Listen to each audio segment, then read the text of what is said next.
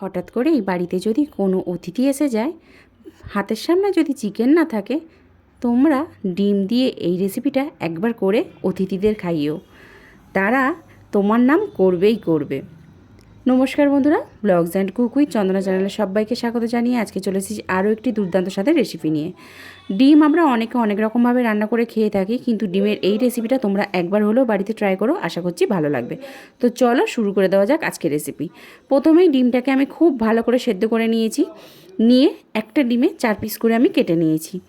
আমি এবার এখানে একটা ব্যাটার তৈরি করব, তার জন্য নিয়ে নিলাম 4 থেকে 5 চামচ ময়দা আর 4 চামচ কর্নফ্লাওয়ার।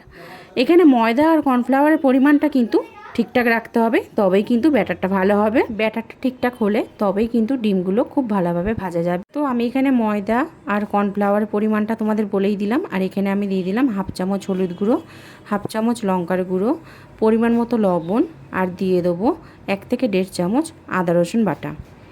তোমরা লঙ্কার মাপটা তোমাদের ইচ্ছা মতন দেবে, যেহেতু আমার বাড়িতে বাচ্চা আছে তাই আমি লঙ্কার পরিমাণটা একটু কমই দেব। সব কিছু দিয়ে তারপর খুব ভালো করে সব একসাথে মিশিয়ে নেবো, নিয়ে অল্প একটু জল দিয়ে একটা ব্যাটার তৈরি করে নেবো। আর এখানে কিন্তু ব্যাটারটা ঘন রাখতে হবে, পাতলা করলে হবে না। আমি যেভাবে করছি ঠিক সেইভাবেই কিন্তু তোমরাও ব্যাটারটা বানিয়ে নিও। একেবারে জল দিয়ে ব্যাটারটা বানাবে না, অল্প অল্প জল দিয়ে তারপরে খুব ভালো করে মিশিয়ে নিয়ে আস্তে আস্তে এইভাবে ব্যাটারটাকে কিন্তু বানিয়ে নিতে হবে। আর ব্যাটারের ঘনত্বটা থাকবে ঠিক এই রকম। তো চলো, আমার ব্যাটারটা কিন্তু রেডি হয়ে গেছে। এরপর একটা কড়াই বসিয়ে কড়াইতে বেশ কিছুটা পরিমাণ তেল দিয়ে তেলটা গরম করে নেব। হ্যাঁ, এখানে এবার এই কাজটা কিন্তু তোমাদের খুব সাবধানে করতে হবে, নাহলে ডিম থেকে কুসুমটা কিন্তু ছেড়ে যেতে পারে। ডিমের পিসগুলো ব্যাটারের মধ্যে দিয়ে এইভাবে চামচের সাহায্যে ব্যাটারটা ডিমের মধ্যে ভালো করে কোট করে তারপরে তেলের মধ্যে চামচের সাহায্যে কিন্তু ছেড়ে দাও। তোমরা হাতের সাহায্যেও করতে পারো, কিন্তু আমার মনে হয় চামচ দিয়ে করলেই সুবিধা হবে, তাই আমি চামচ দিয়েই তুলে তুলে এইভাবে তেলের মধ্যে ছাড়লাম। এই কাজটা কিন্তু তোমাদের একটু সাবধানে করতে হবে, না হলে কিন্তু কুসুমটা ছেড়ে আসতে পারে। তো যাই হোক, এইভাবে তেলের মধ্যে দিয়ে ভালো করে এপিট ওপিট দুপিট ভালো করে আমরা কিন্তু ডিমগুলোকে ভেজে তুলে নেব। আর এইটা ভাজার সময় কিন্তু গ্যাসের ফ্লেমটা খুব হাই রাখলেও হবে না, আবার খুব লো করে দিলেও হবে না। তো এইভাবে খুন্তির সাহায্যে সরিয়ে সরিয়ে ডিমটাকে আমি 1 পিঠ হয়ে গেছে, আমি এবার উল্টিয়ে দেবো, দিয়ে আর 1 পিঠ ভেজে নেব। এখানে কিন্তু আরও লাল করে বেশি ভাজার প্রয়োজন নেই, 2 পিঠ মোটামুটি হয়ে গেলেই কিন্তু হবে। বেশি কড়া করে ভাজলে কিন্তু আবার শক্ত হয়ে যাবে, তাই এই রকমভাবেই ভেজে আমি এবার তুলে নেব। এইভাবে প্রত্যেকটা ডিমের পিসগুলো ব্যাটারের মধ্যে চুবিয়ে আমি এবার ভেজে নেব। দেখো বন্ধুরা, ডিমগুলো আমি সব ভেজে তুলে নিয়েছি। আর এগ চিলি বানানোর জন্য এখানে লাগবে ক্যাপসিকাম, পেঁয়াজ, রসুন। আর কিভাবে কেটেছি তোমরা দেখে নিশ্চয়ই বুঝতে পারছো। তোমরা এখানে কিন্তু হলুদ ক্যাপসিকাম, লাল ক্যাপসিকামও দিতে পারো, তো আমার বাড়িতে সবুজ ক্যাপসিকামটাই ছিল, তাই আমি এইটা দিয়েই বানাচ্ছি। তো ডিমগুলো ভাজার পর যে অবশিষ্ট তেলটা থেকে গিয়েছে সেই তেলের মধ্যে কিন্তু রান্নাটা আমার হয়ে যাবে। যদি তোমাদের কম থাকে তাহলে আর একটু তেল দিয়ে দিও।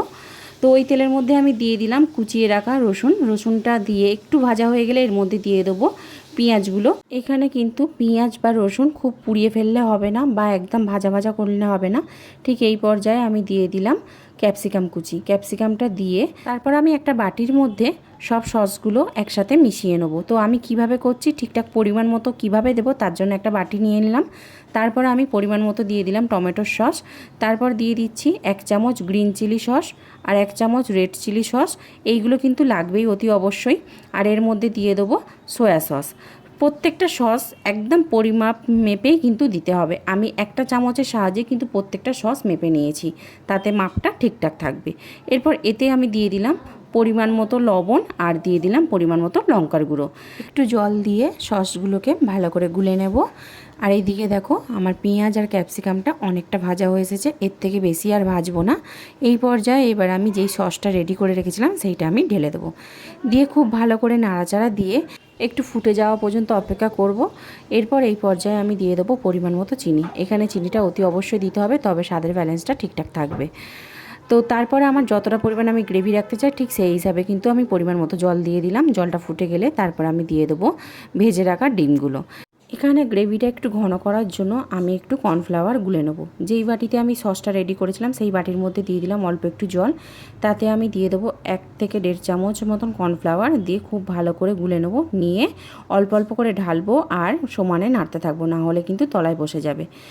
এইভাবে কিন্তু দিয়ে দিলেই কিন্তু ব্যাটারটা ঘন হয়ে যাবে।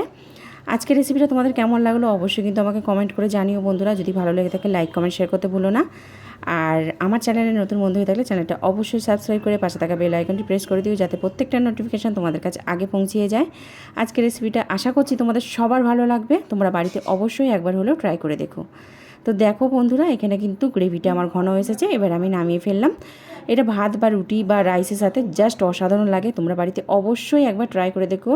একদমই একটু অন্যরকম রেসিপি। আজকে এই পর্যন্ত, টাটা।